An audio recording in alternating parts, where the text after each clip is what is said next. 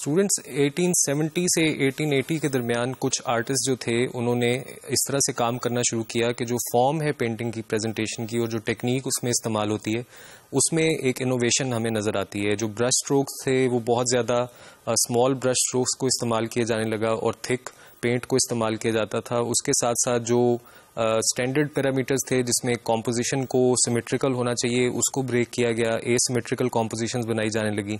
और इस time period पे जो आर्टिस्ट था वो एक ओपन एयर के अंदर जिस तरह से वो ऑब्जर्व करता था एक लैंडस्केप को, वो उसको पेंट करने की कोशिश करता था। लेकिन उसमें जो प्रॉब्लम आर्टिस्ट को फेस हुआ वो ये था कि जैसे जैसे दिन गुजरता था लाइट की इंटेंसिटी चेंज होती थी तो जो अपीयरेंस थी फॉर्म्स की वो चेंज होना शुरू हो जाती थी, लैंडस्केप फ़र्क नज़र आना शुरू हो जाता था।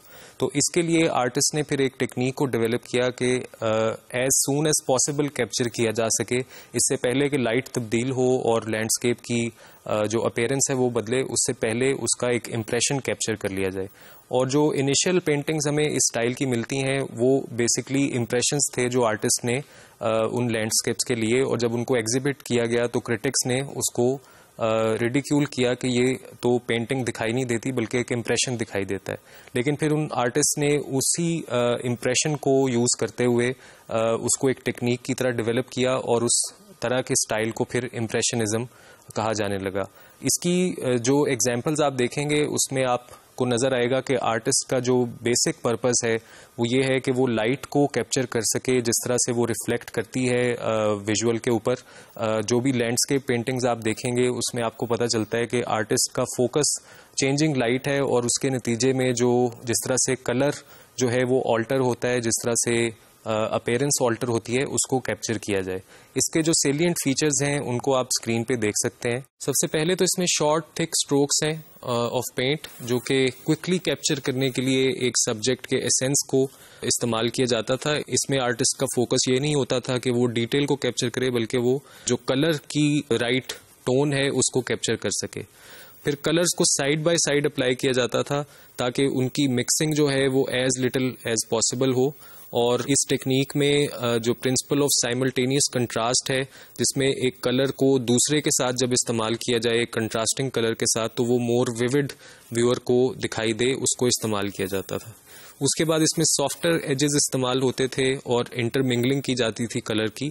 उसके बाद फिर इसमें एक इम्पॉर्टेंट फीचर ये है कि नेचुरल लाइट को एम्फसाइज किया जाता था। जो अटेंशन थी वो फोकस्ड होती थी कि कलर्स को ऑब्जेक्ट टू ऑब्जेक्ट जिस तरह से उस पे लाइट रिफ्लेक्ट करती है उस तरह से दिखाया जा सके।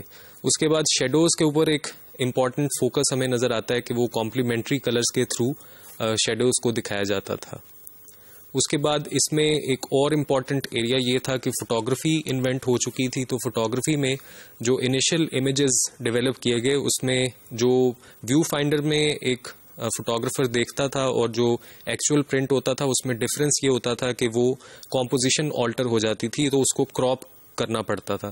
तो उसकी वजह से फिर आर्टिस्ट को एसिमेट्रिकल कॉम्पोजिशंस के आइडियाज़ मिले और इम्प्रेशनिज्म में हमें एसिमेट्रिकल कॉम्पोजिशंस भी नज़र आती हैं। आइए कुछ एग्जाम्पल्स देखते हैं। ये जो आप एग्जाम्पल देख रहे हैं ये ग्रेन स्टैक्स के नाम से मोने की एक पेंटिंग है और ये मोने को इम्प्रेशनिज्म का फाउंडर समझा जाता है। इसी पेंटिंग के जो डिफरेंट टाइम पे इम्प्रेशंस हैं वो इस आर्टिस्ट ने कैप्चर किए और ये कोई 7 मंथ्स पर बेस्ड टाइम पीरियड है जिसमें ये सीरीज डेवलप हुई। इसमें जो दूसरी एग्जाम्पल में आप देखें तो ये एक डिफरेंट टाइम पीरियड है दिन का जिसको कैप्चर किया गया है। इसमें अगर आप कलर्स का फ़र्क देखें पहली पिक्चर की निस्बत तो वो बहुत डिफरेंट हो जाता है क्योंकि पहली पेंटिंग में वो सुबह का टाइम है और यहाँ पर मिड डे का टाइम है। उसके बाद इवनिंग में एक और डिफरेंस हमें यहाँ पे नज़र आता है कलर का, जहाँ पे जो स्टैक है वो बहुत ज़्यादा डार्क हो गया है और जो ग्रास की ग्रीनरी है उसको भी आर्टिस्ट ने बढ़ा दिया। जो शेडो है उसकी भी आप देख रहे हैं कि उसका जो कंट्रास्ट बाकी की फील्ड के साथ है वो अब उस तरह से वाजे नहीं है जिस तरह से पिछली पेंटिंग में था।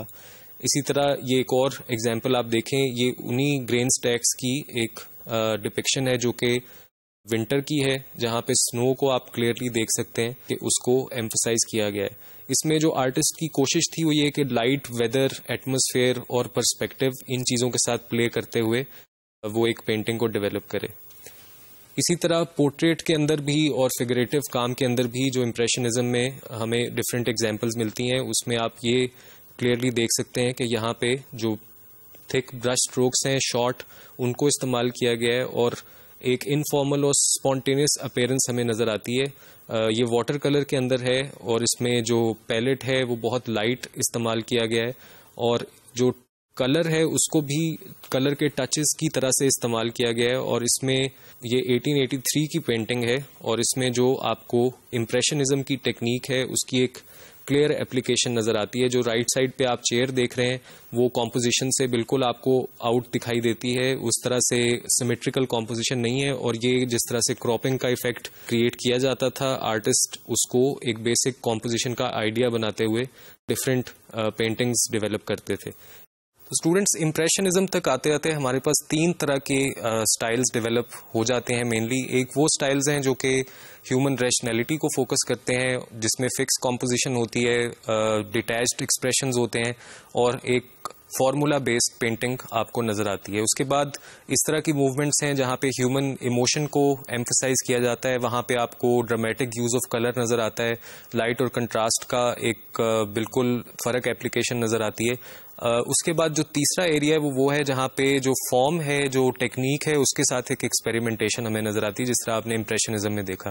तो ये 3 तरह के मूवमेंट्स की जनरल कैटेगराइजेशन हम देख सकते हैं। इसके बाद का जो टाइम पीरियड है उसमें हम देखते हैं कि इम्प्रेशनिज्म और 2 तरह के और स्कूल ऑफ थॉट जो हमने डिस्कस किए, उनकी वजह से एक बहुत ज्यादा फ्लावरिंग होती है मूवमेंट्स की, जिसको रफली मॉडर्न आर्ट कहा जाता है।